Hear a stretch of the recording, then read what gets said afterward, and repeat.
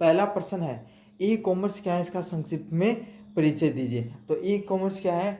E commerce एक electronic प्रक्रिया है जिसमें इंटरनेट के माध्यम से चीज़ों का क्रय विक्रय किया जाता है, जैसे online shopping, banking, ticket booking करना, ये सब चीज़ें इसमें शामिल है। तो ई कॉमर्स क्या होता है, इलेक्ट्रॉनिक कॉमर्स क्या होता है, ये क्या होता है, इसमें इलेक्ट्रॉनिक मतलब इंटरनेट के माध्यम से चीज़ों को आदान प्रदान किया जाता है। जैसे कि आप क्या कर सकते हो, ऑनलाइन शॉपिंग कर सकते हो, बैंकिंग कर सकते हो, टिकट बुकिंग कर सकते हो, उसे ई कॉमर्स कहा जाता है। तो आज के समय अगर आपने फ्लिपकार्ट से कोई चीज़ मंगाई, अमेजोन से कोई चीज़ मंगाई, आप कहीं जाना चाहते हो, मान लो कि पेपर देने के लिए, तो आपने जो टिकट बुक करी, ट्रेन टिकट की बुक करी या बस की टिकट बुक करी, या फिर यूपीआई वगैरह का ट्रांजैक्शन करते हो, तो उसे ई कॉमर्स के नाम से जाना जाता है। या फिर ऐसे समझ लो, ऑनलाइन आप किसी भी चीज़ का क्रय विक्रय लेन देन करते हो, उसी को ई कॉमर्स के नाम से जाना जाता है। ई का अर्थ क्या होता है, इलेक्ट्रॉनिक या इंटरनेट के नाम से भी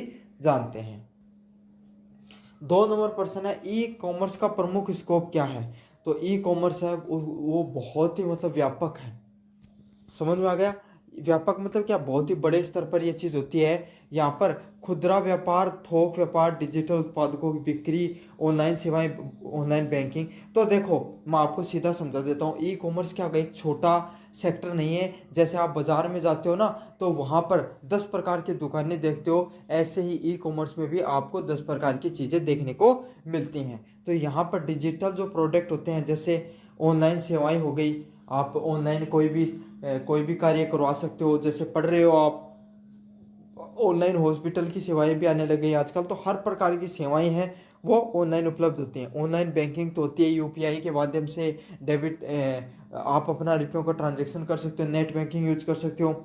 शिक्षा व हेल्थ केयर जैसी सेवाएं भी आज के समय आपको ऑनलाइन क्षेत्र में मिल जाती हैं। तो यही है जो ई कॉमर्स है, उसकी प्रमुख जो स्कोप है, क्षेत्र है, वो यही होते हैं। तो अब यही प्रश्न है ना, ई कॉमर्स की प्रमुख स्कोप क्या है, ये प्रश्न आपका क्या आ सकता है, निम्नदातक में आ सकता है। तो अगर आपको थोड़ा बहुत भी पता है तो क्या कर दोगे, आप जरूर से लिख दोगे। तो इसलिए आपको वीडियो को पूरा देखना है। अगले वाले प्रश्न की बात करूं, ई कॉमर्स आधारित गतिविधियों के कुछ उदाहरण दीजिए। तो ई कॉमर्स आधारित गतिविधियों के कुछ उदाहरण हैं, जैसे कि अमेजोन हो गया, ई बिल बुकिंग हो गया, ऑनलाइन टिकट बुकिंग हो गया, आईआरसीटीसी हो गया, डिजिटल पेमेंट, पेटीएम जैसी नेट बैंकिंग व ई बैंकिंग की सुविधाएं हैं। तो ई ई कॉमर्स आधारित कुछ सेवाओं की, जैसे मैंने पहले नाम बताया था आपको, अमेजोन हो गया, फ्लिपकार्ट हो गया, आपका आईआरसीटीसी हो गया, पेटीएम हो गया, फोन पे हो गया, नेट बैंकिंग हो गया, जितनी भी सेवाओं का उपयोग आप ऑनलाइन तरीके से करते हो, यूट्यूब हो गया, तो ये सब चीज़ें क्या किस में आती हैं, ई कॉमर्स आधारित गतिविधियों में आती हैं। 4 नंबर प्रश्न की बात करें, ई कॉमर्स के तकनीकी घटक, टेक्निकल कंपोनेंट कौन से हैं? तो ई कॉमर्स के तकनीकी घटक कौन से हैं? तो ई कॉमर्स के तकनीकी घटक हैं वेब सर्वर। वेब सर्वर क्या होता है, जिस पे जो आप वीडियो देख रहे हो, जो इंटरनेट पर, यूट्यूब पर जो मैंने वीडियो डाला है, वो कहाँ पर पड़ा हुआ है, वो वेब सर्वर पर पड़ा हुआ है। वेबसाइट का इंटरफेस, तो आप यूट्यूब खोलते हो तो वेबसाइट जो यूट्यूब चलता है, वीडियो वगैरह दिखाते हैं, तो वैसे ही वेबसाइट का इंटरफेस भी उसे कहते हैं। यूट्यूब भी एक प्रकार की वेबसाइट ही है। तो इसका जो खुलता है, आप स्टार्टिंग के अंदर जो जो वीडियो देख रहे हो, उसे वेबसाइट का इंटरफेस कहते हो। तो इस पर कार्य करता है इलेक्ट्रॉनिक पेमेंट सिस्टम। तो इसके अंदर जो इलेक्ट्रॉनिक पेमेंट सिस्टम है, पैसों का जो लेन देन करते हो आप, वो वाला सिस्टम भी कार्य करता है। अगले वाले प्रश्न की बात करूं, डेटाबेस। तो जिस प्रकार का डेटा है वो आप यूज कर रहे हो, वो डेटाबेस भी इसके अंदर काम में आता है। साथ में नेटवर्क कनेक्टिविटी, तो आपको पता है ऑनलाइन माध्यम से चीज़ों का लेन देन हो रहा है, तो वहाँ पर इंटरनेट की कनेक्टिविटी या नेटवर्क की कनेक्टिविटी का तो होना अनिवार्य होता ही होता है। तो इसका क्या क्या होगा, जो टेक्निकल कंपोनेंट, तकनीकी घटक क्या होते हैं, वेब सर्वर, वेबसाइट का interface, electronic payment system, database, network connectivity है, ये सारे के सारे क्या होंगे, तकनीकी घटक होंगे। ये प्रश्न भी बहुत महत्वपूर्ण है, आपको देखने को मिलेगा। ई कॉमर्स के प्रमुख अनुप्रयोग क्या होते हैं? तो ई कॉमर्स के प्रमुख अनुप्रयोग मतलब ई कॉमर्स के आपको बताना है कि भाई क्या क्या कार्य होते हैं ई कॉमर्स के। तो ई कॉमर्स के प्रमुख कार्य होते हैं ई टिकटिंग करना, मतलब ऑनलाइन तरीके से आप जो टिकटों को बुक कर लेते हो वही ई टिकट के नाम से जाना जाता है। अगले वाला ई बैंकिंग, आप जो नेट बैंकिंग यूपीआई वगैरह में ट्रांजैक्शन करते हो ना, उसी को ई बैंकिंग के नाम से जाना जाता है। अगले वाला पर्सन ई एजुकेशन। ई एजुकेशन मतलब आप ऑनलाइन तरीके से जो मेरे से पढ़ रहे हो उसी चीज़ को ई एजुकेशन के नाम से जाना जाता है। ई गवर्नेंस, तो ई गवर्नेंस क्या होती है, आप एसएसओ आईडी पर गए, वहाँ पर आपने कोई फॉर्म भरा, एसएसओ आईडी पर आप जाकर आप कोई भी पोर्टल में जाकर अपना छात्रवृत्ति बता स्कॉलरशिप ले सकते हो। वहाँ पर ही आप क्या कर सकते हो, कोई आपका किसान निधि आती है उसको कर सकते हो। तो जो ऑनलाइन आप सरकारी सेवाओं का लाभ लेते हो कोई भी पोर्टल पे जाकर, उसको ई गवर्नेंस के नाम से जाना जाता है। अगले वाला क्या, और ऑनलाइन कस्टमर सपोर्ट आदि शामिल है। तो इसमें क्या होता है, जो ऑनलाइन रूप से जो कस्टमर की जो सपोर्ट मिलती है, भाई अगर आपको आपने अमेजोन से कोई चीज़ खरीदी, फ्लिपकार्ट से कोई चीज़ खरीदी, सही नहीं आई, तो आप क्या करते हो, कस्टमर केयर वगैरह से बात करते हो, वापस भी रिटर्न भी कर सकते हो। तो यही होती है कस्टमर सेवाओं का सपोर्ट आना। ये सब चीज़ें क्या है, ई कॉमर्स के प्रमुख अनुप्रयोगों में से हैं।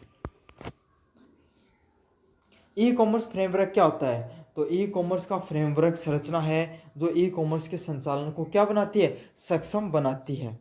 समझ में आ गया, मतलब इसका अर्थ क्या होता है कि ई कॉमर्स सही तरीके से कार्य करे, इसी को ई कॉमर्स फ्रेमवर्क के नाम से जाना जाता है। इससे इससे क्या होगा, एप्लीकेशन सर्वर जो एप्लीकेशन सर्वर होता है वो अच्छे से कार्य करता है। कस्टमर का जो इंटरफेस होता है, जो कोई भी कस्टमर जो इसको यूज कर रहा है। अब अपन अगले नंबर पर्सन की बात करें, 7 नंबर पर्सन की, सप्लाई चेन मैनेजमेंट में ई कॉमर्स की क्या भूमिका होती है। तो आपने ई कॉमर्स में कोई भी आपने क्या किया, अमेजोन से कोई भी प्रोडक्ट को बुक किया। अब क्या होगा, आपने तो बुक कर दिया, लेकिन जिसको बुक किया है, जिस दुकान वाले से आपने बुक किया है, आप तो सिर्फ बुक करते हो, लेकिन जिस दुकान वाले ने उसको रजिस्टर कर किया है उसके पास मैसेज जाएगा, वो पैक करता है, फिर वो सामान इकट्ठा होकर अमेजोन के वेयर हाउस में जाता है कि भाई वो चेक करते हैं कि सही गया नहीं, सही प्रोडक्ट है नहीं है। फिर वहाँ से होकर आपके जो सब एड सेंटर होता है वहाँ पर आता है, फिर आपके गांव में या फिर आपके जो पास में शहर वहाँ पर आता है, फिर आपके पास डिलीवरी बॉय देकर जाता है। तो ये सारा का सारा क्या तरीके, ये सारी चीज़ क्या है, इसे ही सप्लाई चेन के नाम से जाना जाता है। तो ई कॉमर्स में जो सप्लाई चेन है ये तेज़ होनी चाहिए, पारदर्शी और कुशल बनाती है। तो जो ई कॉमर्स होता है इसमें जो सप्लाई चेन होती है ये उस जो प्रक्रिया होती है उसको क्या बनाती है, उस प्रक्रिया को तेज और कुशल बनाने का, पारदर्शी बनाने का कार्य होता है। इसमें उत्पाद tracking, order management, equity control व ग्राहक सेवाएं बेहतर होती है। तो इसमें क्या होता है, जो उत्पाद की जो ट्रैकिंग होती है, भाई ऐसे पता चलता है ना आपको कि ये उत्पाद है वो चल गया है, तो इतने दिनों में आपके पास पहुंच जाएगा। तो यही सब चीज़ें होती है उत्पाद की ट्रैकिंग, ऑर्डर और मैनेजमेंट से ग्राहक की सेवाएं क्या होती है और बेहतर बनती हैं। इन सब चीज़ों से भाई आपको पता रहता है कितने दिन में प्रोडक्ट पहुंचने वाला है, तो इससे ग्राहक की जो सेवाएं हैं वो भी बेहतर रहती हैं। 8 नंबर पे पर्सन है शुद्ध ऑनलाइन व्यापार। प्योर ऑनलाइन और ब्रिक्स क्लिक व्यवसाय में क्या अंतर होता है। तो प्योर ऑनलाइन होता है जो प्योर ऑनलाइन व्यापार वो होते हैं जो सिर्फ ऑनलाइन रूप से ही व्यापार आपके पास संचालित होते हैं, जैसे अमेजोन हो गया, फ्लिपकार्ट हो गया, ये सब क्या है, प्योर ऑनलाइन के उदाहरण होते हैं। अगले वाले की बात करूँ, ब्रिक्स क्लिक। ब्रिक्स क्लिक क्या होते हैं, व्यवसाय में ऑनलाइन के साथ भौतिक स्टोर जैसे रिलायंस मार्ट व जियो मार्ट जैसे होते हैं, जो ऑनलाइन भी मिलेंगे प्लस ऑफलाइन भी आपको देखने को मिलते हैं। तो इसे कहा जाता है bricks and click mart, click जो बिजनेसेस होते हैं, तो दोनों जगह उपलब्ध होते हैं। तो अब ये हो गया आपकी यूनिट नंबर 1 ख़त्म। तो काफ़ी बच्चों का सवाल रहता है कि सर हमारे पास तो ये जो ई कॉमर्स है इसकी सीरीज़ नहीं है, हम कहाँ से चीज़ों को रिवाइज करें। तो आपको इस वीडियो के देखने के बाद में मैं 2 चीज़ें दूंगा। एक तो मैं आपको मेरी प्लेलिस्ट का लिंक दे रहा हूँ डिस्क्रिप्शन में, वहाँ पर जाना है और आपको ई कॉमर्स से संबंधित 2 वीडियो डाले हुए हैं मैंने। एक तो ये अपलोड होगा, इससे पहले और थ्योरी की क्लास डाली हुई है मास्टर क्लास के नाम से, वो देख लेनी है। दूसरी बात, आपको मैं टेलीग्राम चैनल का लिंक दे रहा हूँ। टेलीग्राम चैनल पे आपको जैसे क्लिक करोगे उस लिंक पर तो आप पहुँच जाओगे टेलीग्राम चैनल पे। आप देखो उसका वहाँ जाने का क्या फ़ायदा होता है।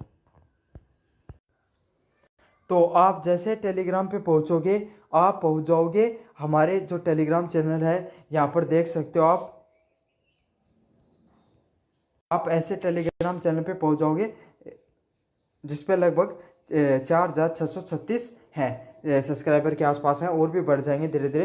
तो यहाँ पर आप पहुँचोगे तो आपको क्या पर सबसे पहले अगर आज ही क्लिक कर देते हो तो ई कॉमर्स की जो आपको प्ले लिस्ट है, वो जो PDF है वो यहीं पर आपको देखने को मिल जाएगी। तो देखो यहाँ पर खोलोगे तो इसमें सारे के सारे मैंने नोट्स पहले से बना रखे हैं, क्वेश्चन आंसर भी करा रखे हैं, सारी की सारी चीज़ें हैं इस प्ले लिस्ट के अंदर। तो आप ये जाकर ये देख लेना, पढ़ लेना अगर अभी तक आपने कुछ नहीं पढ़ा तो। और अगर आपको ये प्लेलिस्ट ऐसे भी नहीं मिले तो आपको क्या करना है, यहाँ पर क्लिक करना है। सबसे पहले यहाँ पर क्लिक करोगे, यहाँ पर जाना है फाइल वाले सेक्शन में। फाइल वाले सेक्शन में जाकर आप ई और ये डैश लगा लेना। समझ में आ गया? ऐसे आप देख लो अच्छे से, इस तरीके से ई लिखोगे, डैश लिखोगे तो आपके सामने ये PDF खुलकर आ जाएगी, e commerce 4th semester PDF। समझ में आ गया आपको? जैसे ई डैश लिखोगे तो आपके सामने ऐसी PDF आ जाएगी, और इतने में भी नहीं लिखे तो आगे COMMERCEV लिख देना, आपके सामने PDF खुलकर आ जाएगी। आप डाउनलोड करके इसको पढ़ लेना अपना। तो समझ में आ गया आपको क्या क्या पढ़ना है। तो चलो बात करें यूनिट नंबर 2 की। पर्सन ऑनलाइन व्यवसायिक योजना, online planning business planning online business का क्या अर्थ होता है। तो कोई भी ऑनलाइन बिजनेस शुरू करने से पहले आप योजना बनाते हो तो उसका क्या अर्थ होता है। तो उसका अर्थ होता है, ऑनलाइन बिजनेस का अर्थ है कि भाई कोई भी आप ऑनलाइन बिजनेस शुरू करके तो उसका पहले से प्लानिंग बनाओगे कि मुझे अपने बिजनेस में क्या क्या चीज़ें रखनी है, कौन कौन से मेरे ग्राहक होंगे, कौन सी तकनीकों का मुझे प्रयोग लेना है, कौन सी क्या क्या मेरी आवश्यकताएं होने वाली है। तो यही है कि ऑनलाइन बिजनेस शुरू करते हो तब आप हर चीज़ का ध्यान रखते हो कि मेरे जो ग्राहक कौन है, कौन सी तकनीक का मैं प्रयोग करूंगा, और कौन सी आवश्यकताएं व रणनीति बनानी है। साथ ही साथ इंटरनेट के माध्यम से उत्पाद या सेवाओं को सफलतापूर्ण बेचा जा सके, ताकि जो इंटरनेट है उसके माध्यम से जो जितने भी प्रोडक्ट हैं उनको सही से आप बेचा जा सके। अगर आपको पता हो कि मेरे ये ग्राहक होंगे, मुझे ऐसा प्रोडक्ट बेचना है, सारी चीज़ें प्लानिंग से करोगे तब आपके पास और ज़्यादा लोग आएंगे। अगले वाला प्रश्न है, इंटरनेट की प्रकृति और उसकी गतिशीलता, nature and dynamics of internet क्या होता है। तो इंटरनेट आपको पता है एक व्यावसायिक नेटवर्क होता है जो लगातार विकसित हो रहा है। तो आपको पता है इंटरनेट है वो एक प्रकार का जो वैश्विक नेटवर्क है, पूरी दुनिया का नेटवर्क है जो लगातार क्या हो रहा है, धीरे धीरे विकसित हो रहा है। और इसकी गतिशीलता का अर्थ है कि तकनीक, सेवाएं और ट्रेड्स को लगातार निरंतर रूप से जुड़े रहना। तो यही है, इंटरनेट है पूरी दुनिया से जुड़ा हुआ है, और इसका जो तकनीक है, सेवाएं हैं वो लगातार जुड़ी होती हैं, जैसे मोबाइल इंटरनेट, क्लाउड कंप्यूटिंग और सोशल मीडिया। 3 नंबर प्रश्न है, ई बिजनेस मॉडल्स कितने प्रकार के होते हैं। तो ई बिजनेस जो इलेक्ट्रॉनिक बिजनेस होते हैं वो कितने प्रकार के होते हैं। सबसे पहला होता है बिजनेस टू बिजनेस, B2B, मतलब कोई दो व्यापारी आपस में चीज़ों को लेन देन कर रहे हैं तो वो किस में आता है, बिजनेस टू बिजनेस में आता है। दूसरे नंबर की बात करूँ B2C, बिजनेस टू कंज्यूमर। तो अगर कोई भी दुकान वाला है, उसने अगर आप उसके पास गए, उसने आपको कोई सामान बेच दिया तो वो किस में आएगा, बिजनेस टू कस्टमर में आएगा। 3 नंबर होता है कस्टमर टू कस्टमर। तो आपने कोई चीज़ खरीदी और आपको उसकी ज़रूरत नहीं थी और आपने अपने दोस्त को उस चीज़ को दे दिया तो वो कस्टमर टू कस्टमर आएगा। ऐसे समझ लो कि जो आपके पास गाड़ी है और आपने गाड़ी किसी और दूसरे ग्राहक को बेच दी सेकेंड हैंड, तो वही क्या आता है, C2C के एग्जाम्पल में आता है। अगले वाला ऑप्शन है C2B, कंज्यूमर टू बिजनेस। तो आप क्या होता है, देखो इसका जो B2C का एग्जांपल होंगे अमेजोन, फ्लिपकार्ट। C2C का एग्जांपल होंगे OLX और जो ये क्विकर वगैरह होते हैं ना वो वाले। C2C का एग्जांपल होंगे फ्रीलांस वगैरह।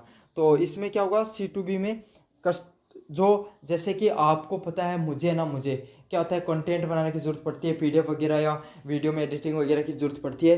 तो अगर आप में से कोई स्टूडेंट अगर ये सब चीज़ें करना चाहता है तो मैं करवाता हूँ उससे, तो वो किस में आएगा, कंज्यूमर टू बिजनेस के अंदर आएगा। तो इसमें जो फ्रीलांस हो गया इसका एग्जाम्पल आने वाला है। अगले वाला है B2G, बिजनेस टू गवर्नेंस के नाम से जो आपको वीडियो है, जो कंटेंट है वो देखने को मिलता है, जिसमें क्या होता है, बिजनेस हैं जैसे जो ठेकेदार होते हैं वो सरकारी काम करते हैं ना, तो वही आता है जिसमें क्या होगा, आपका जो बिजनेसमैन है वो गवर्नमेंट का कार्य करके देते हैं। 4 नंबर प्रश्न है, B2B and B2C business model में क्या अंतर होता है। तो B2B मॉडल एक व्यवसाय अन्य व्यवसाय को उत्पाद या सेवा बेच सकता है, जैसे कि अलीबाबा। टू बिजनेस के जो मॉडल होते हैं उसमें एक अन्य व्यवसाय, बिजनेस टू बिजनेस में क्या होता है कि एक अन्य व्यवसाय दूसरे अन्य व्यवसाय को अपने प्रोडक्ट्स को बेच सकता है, उसी को बिजनेस टू बिजनेस के नाम से जाना जाता है। और इसका उदाहरण क्या है, अलीबाबा नामक कंपनी है। ये भी अमेजोन फ्लिपकार्ट की कंपनी है जो कहाँ पे चलती थी, जो चाइना में चलती थी।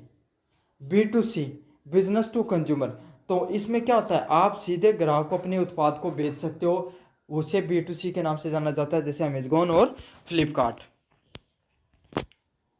5 नंबर प्रश्न है, C2C और C2B बिजनेस मॉडल के उदाहरण दीजिए। तो C2C क्या होगा, कस्टमर टू कस्टमर, तो ग्राहक वो आपस में लेन देन करते हैं, जैसे कि OLX हो गया, eBay हो गया, उसको किस नाम से जाना जाता है, C2C के नाम से जाना जाता है। जहाँ पर ग्राहक वो हैं वो आपस में ही चीज़ों का लेन देन कर लेते हैं, वहाँ पे क्या कहा जाता है, उसे C2C के नाम से जाना जाता है। जैसे OLX पे क्या करते हो, आप पुरानी चीज़ों को बेचते हो, तो वहाँ पे एक कस्टमर और जिसको सेकंड हैंड चीज़ें वो खरीद लेता है, तो ये सही क्या कहता है, ग्राहक दूसरे ग्राहक से चीज़ें खरीद रहा है, उसे C2C के नाम से जाना जाता है।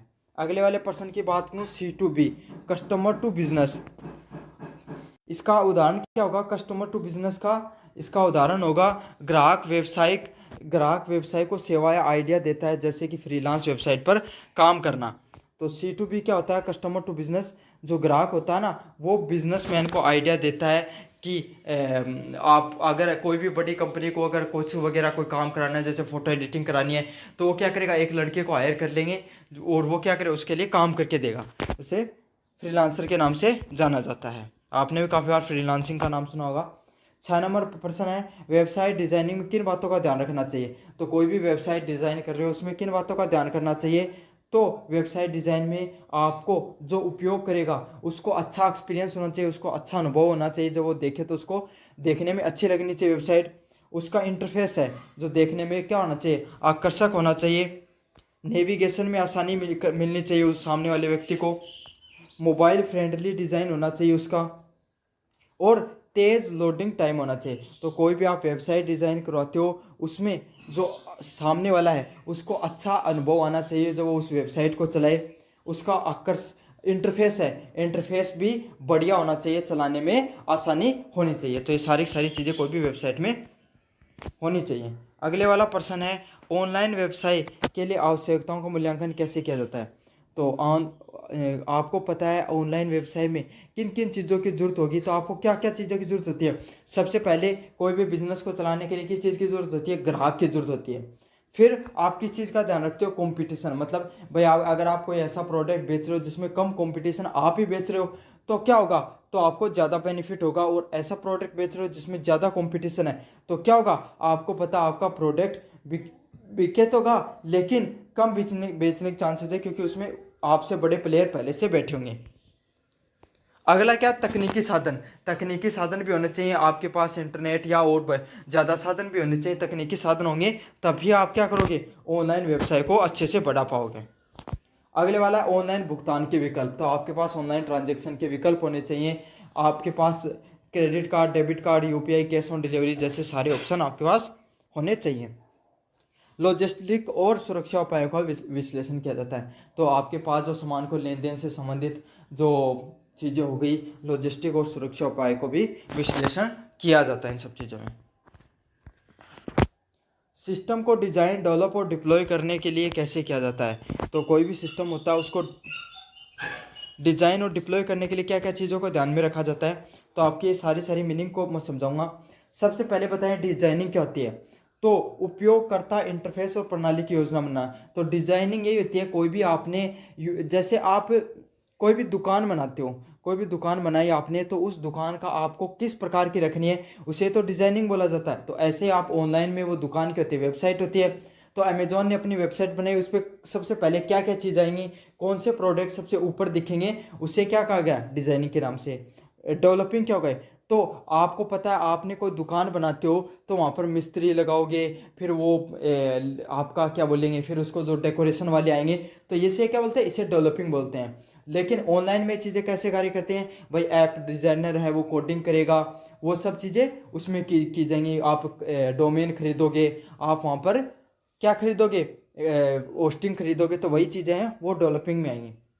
फिर क्या है डिप्लॉइंग। डिप्लॉइंग क्या होती है, आप क्या करते हो, कोई भी वेबसाइट है उसको कोई भी दुकान खोलते हो तो फिर उसका क्या करते हैं, इनॉग्रेशन किया जाता है, उद्घाटन किया जाता है ना उद्घाटन। तो वैसे ही डिप्लॉइंग भी होती है वेबसाइट की, जिसमें वेबसाइट को लाइव रूप से संचालित किया जाता है सर्वर को लॉन्च करने के बाद में। समझ में आ गया।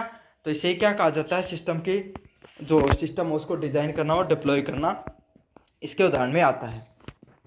तो अब बढ़ते हैं यूनिट नंबर 3 की तरफ। पहला प्रश्न है ई कॉमर्स संचालन, ऑपरेशन ऑफ ई कॉमर्स का क्या अर्थ होता है। तो ई कॉमर्स का संचालन का अर्थ होता है ऑनलाइन से जुड़े हुए सभी कार्यों को कुशलता से संचालित करना। मतलब ऑनलाइन सिस्टम से जुड़े हुए जितने भी कार्य हैं उनको अच्छे से करना, जैसे वेबसाइट का प्रबंधन करना, भुगतान प्रक्रिया, ग्राहक सेवा, लॉजिस्टिक। तो ऑनलाइन से जुड़े हुए जितने भी कार्य होते हैं, जैसे वेबसाइट को आप मैनेज कर रहे हो, ऑनलाइन ट्रांजैक्शन कर रहे हो, आप जो लॉजिस्टिक है इन सब चीज़ों को डेटा को सिक्योर कर रहे हो, ये सब चीज़ें किस में आती है, ऑपरेशन ऑफ ई कॉमर्स में आती हैं। अगले वाला क्या, भुगतान, ऑनलाइन भुगतान प्रणाली, ऑनलाइन पेमेंट मैकेनिज्म। तो ऑनलाइन भुगतान की जो प्रणाली है जिसके माध्यम से ग्राहक इंटरनेट पर सुरक्षित रूप से उत्पाद या सेवा का भुगतान करता है। तो जो ऑनलाइन भुगतान प्रणाली है जिसमें कोई व्यक्ति है वो सही से अपने उत्पाद को क्या करता है, ऑनलाइन पेमेंट करता है, उसी को क्या कहा जाता है, ऑनलाइन पेमेंट मैकेनिज्म के नाम से जाना जाता है। जिसमें क्या आते हैं, क्रेडिट कार्ड से आप ट्रांजेक्शन करते हो, यूपीआई से ट्रांजेक्शन करते हो, नेट बैंकिंग से आप ट्रांजेक्शन करते हो, वो सब किस में आते हैं, ई वॉलेट से करते हो, वो किस में आते हैं, ऑनलाइन पेमेंट मैकेनिज्म के अंतर्गत आते हैं आपके सारे सारे। 3 नंबर प्रश्न की बात करूं, इलेक्ट्रॉनिक भुगतान प्रणाली, इलेक्ट्रॉनिक पेमेंट सिस्टम के कितने प्रकार होते हैं। तो इलेक्ट्रॉनिक भुगतान प्रणाली के आपके कितने सिस्टम होते हैं, 2 प्रकार की होती है आपकी इलेक्ट्रॉनिक पेमेंट सिस्टम। पहला है क्रेडिट कार्ड व डेबिट कार्ड। तो आपको पता है ऑनलाइन ट्रांजेक्शन आप क्रेडिट कार्ड व डेबिट कार्ड से कर सकते हो, नेट बैंकिंग से कर सकते हो, आपको यूपीआई से, यूनिफाइड पेमेंट इंटरफेस से कर सकते हो, है ना, मोबाइल वॉलेट, फ़ोन पे हो गया, गूगल पे हो गया, इनसे कर सकते हो, और क्रिप्टो करेंसी से कर सकते हो, जहाँ पर क्रिप्टो करेंसी लीगल होती है और ट्रांजेक्शन जहाँ पर अलाउ होते हैं और देश एक्सेप्ट करते हैं आपके। समझ में आ गया आपको।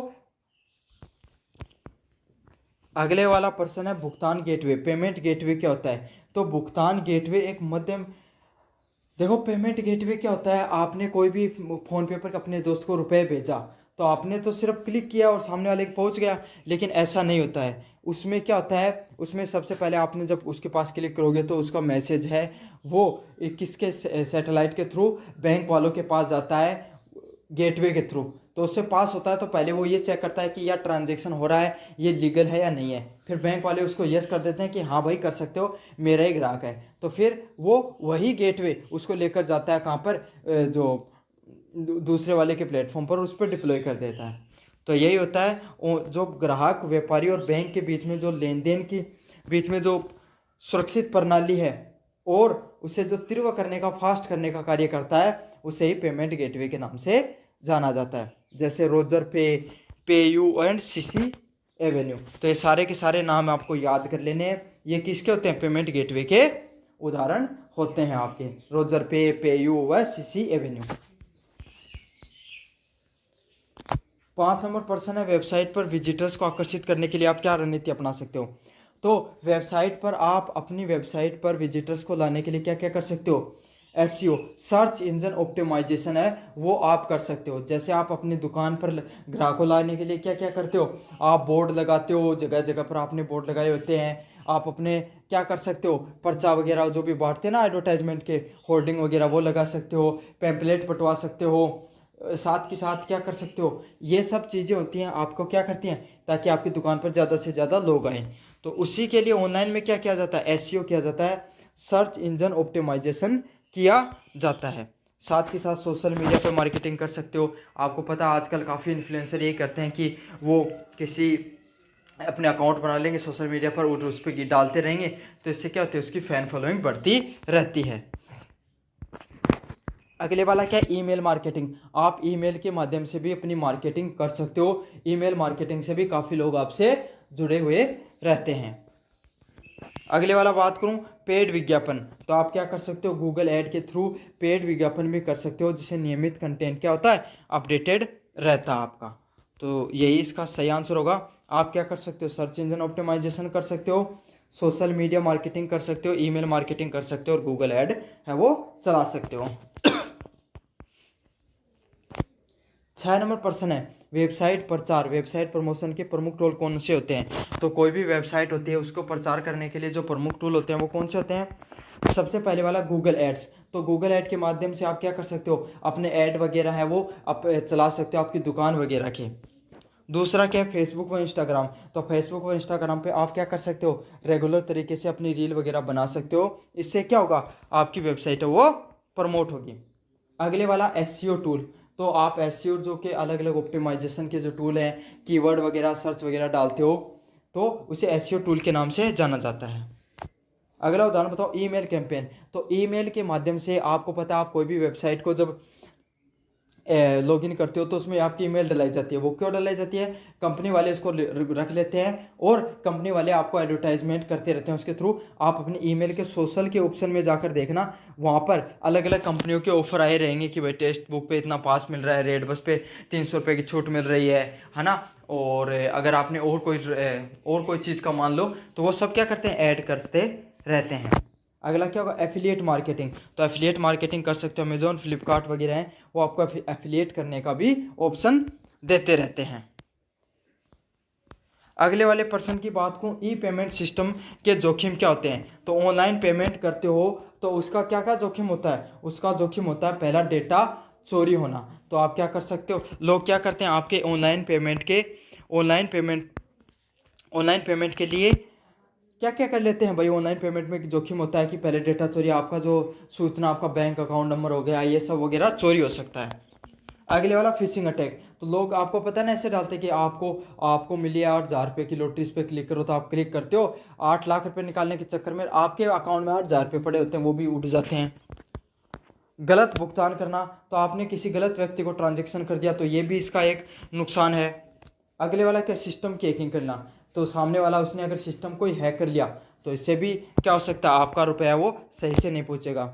अगले वाला क्या, धोखाधड़ी की गतिविधियां। तो लोग क्या करते हैं, आपको गलत तरीके से गुमराह करके आपसे पेमेंट वगैरह करवा लेते हैं। तो धोखाधड़ी की गतिविधियां भी काफ़ी देखने को मिलती हैं।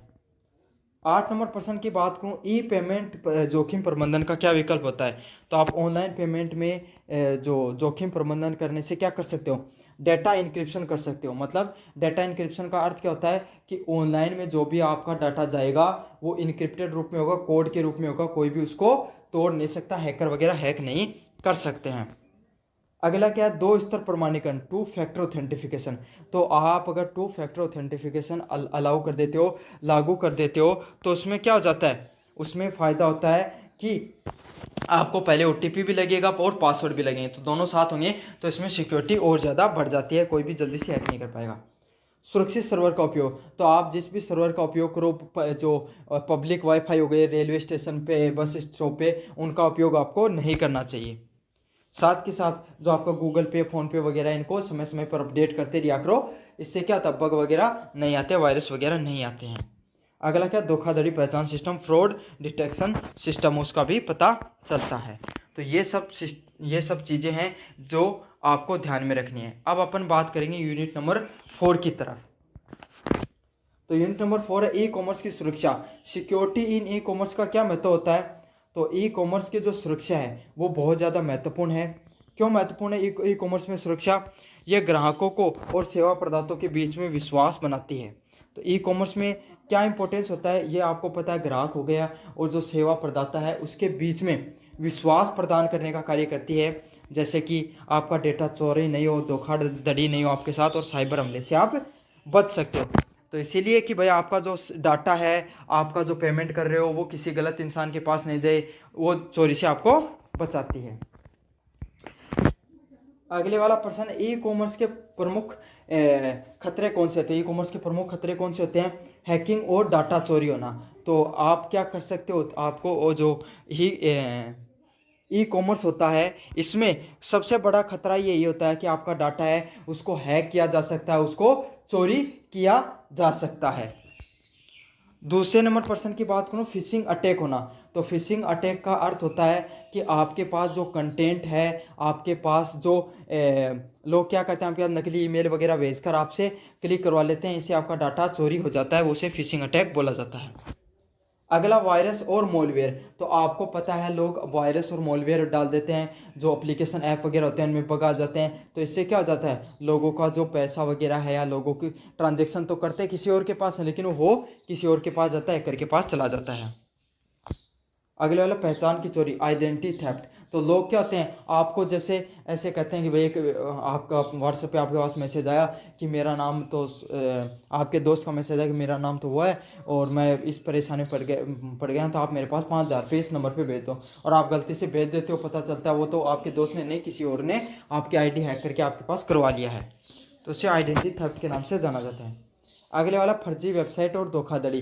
तो काफ़ी वो लोग क्या करते हैं, जो जैसे अमेजोन की फर्जी वेबसाइट बना ली, वहाँ पे गलत प्रोडक्ट को आपको दिखाया कुछ और भेज दिया कुछ। तो ऐसे ही होता है, फर्जी वेबसाइट और धोखाधड़ी के भी मामले देखने को मिलते हैं। 3 नंबर प्रश्न है, क्लाइंट व सेवा प्रदाता कैसे सुनिश्चित की जाती है? तो क्लाइंट और जो सेवा है, जो आपको सर्विसेज प्रोवाइड करा रहे हैं, इनके बीच में उनकी सुरक्षा किस प्रकार से होती है? तो उसके लिए आपको किस किस चीज़ों का ध्यान रख सकते हो? सबसे पहले SSL सर्टिफिकेट का उपयोग करना, कि भाई जो एक सर्टिफिकेट होता है SSL नाम का, उस सर्टिफिकेट का आप उपयोग करो, उसका उपयोग करोगे तो इससे क्या होगा, उसके SSL सर्टिफिकेट से जो वेबसाइट होती है वो ऑथेंटिफाइड होती है। अगले वाला प्रश्न है, पासवर्ड सुरक्षा और OTP का प्रयोग करना। तो आपको क्या करना होता है, पासवर्ड की सुरक्षा करनी होती है, पासवर्ड की सुरक्षा के साथ OTP भी लगाना होगा। तो क्या होगा, डबल वेरिफिकेशन हो जाएगा और आपका डाटा वो ज़्यादा सुरक्षित रहेगा। अगला, आप क्या कर सकते हो, फायरवॉल एंटीवायरस का प्रयोग कर सकते हो। तो फायरवॉल और एंटीवायरस का भी उपयोग कर सकते हो, इससे भी डाटा आपका ज़्यादा सुरक्षित रह सकता है। अगले वाला पॉइंट है, डेटा इंक्रिप्शन। तो आप अपना डाटा है वो कोड के रूप में इनक्रिप्ट करके रख सकते हो, इससे आपका डाटा है वो हमेशा सुरक्षित रहने वाला है। 4 नंबर प्रश्न, उपयोगकर्ता प्रणाली प्रमाणीकरण प्रणाली। तो उपयोगकर्ता है जो यूज कर रहा है जो सिस्टम को, उसके जो प्रमाणीकरण की जो प्रणाली है वो सही होनी चाहिए। 4 नंबर के प्रश्न की बात करें, IT एक्ट 2000। मतलब IT एक्ट 2000 का मुख्य उद्देश्य क्या होता है? ये भारत में इलेक्ट्रॉनिक लेन देन की वैधता को बढ़ाता है। तो भारत में जो इलेक्ट्रॉनिक ट्रांजैक्शन हो रहे हैं उसकी जो वैधता है, उसका जो आपको उसके क्या क्या फ़ायदे हैं उसको बढ़ाएगा, और साइबर अपराध की रोकथाम और नियंत्रण के लिए कानूनी ढांचा देता है।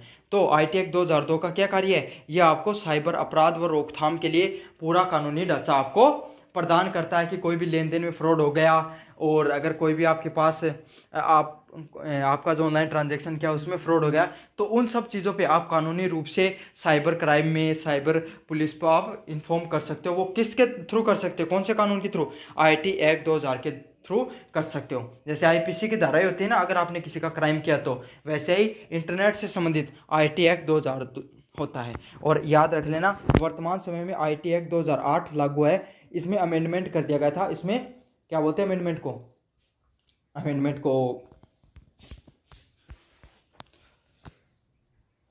5 नंबर प्रश्न है, IT अधिनियम 2000 के अंतर्गत कौन से अपराध ऑफेंसेस शामिल होते हैं?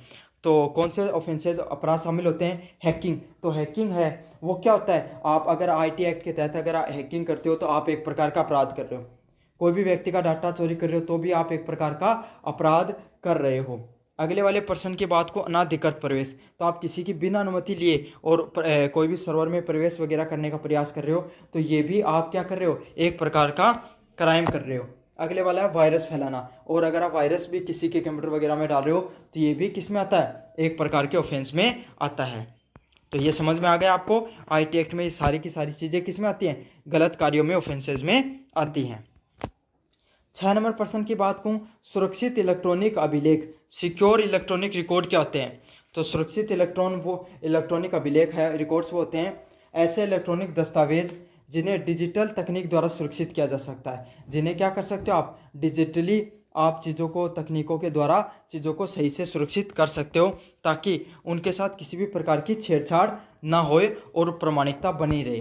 तो जो इलेक्ट्रॉनिक रूप से इलेक्ट्रॉनिक रिकॉर्ड को आप सिक्योर करके रखते हो, उसी को क्या कहा जाता है, इलेक्ट्रॉनिक अभिलेख के नाम से जाना जाता है, कि उन्हें आप सिक्योर करके रखो ताकि उनके साथ किसी भी प्रकार की छेड़छाड़ नहीं हो।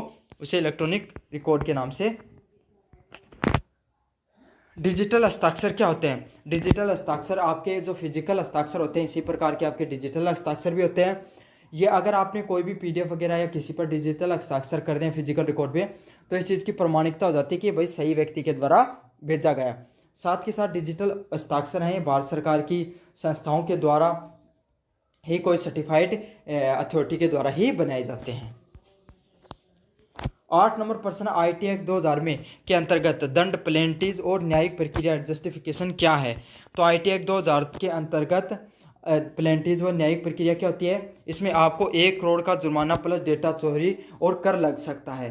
तो क्या हो सकता है आपको, इसमें आपको 1 करोड़ रुपए तक का जुर्माना भरना पड़ सकता है आपको, साथ में आपको चोरी का, डेटा चोरी का आरोप भी लग सकता है। अगले वाला, साइबर अपराध के लिए जेल व आर्थिक दंड। तो अगर आपने इस प्रकार का क्राइम किया है, इसमें क्या होगा, आपको साइबर अपराध के लिए जेल और आर्थिक दंड भी हो सकती है। साइबर हमलों के लिए आपको एडजस्टिंग ऑफिसर और साइबर अपीलीट ट्रिब्यूनल की व्यवस्था की जाती है। तो इन सब चीज़ों को आपको किया जाता है। तो ये पूरा का पूरा आपको जो मैंने वेरी शॉर्ट टाइप क्वेश्चन वो करवा दिए थे, पीडीएफ टेलीग्राम पे डाली हुई है, जाइए पढ़िए और अपने दोस्तों को जरूर से शेयर कीजिए। धन्यवाद।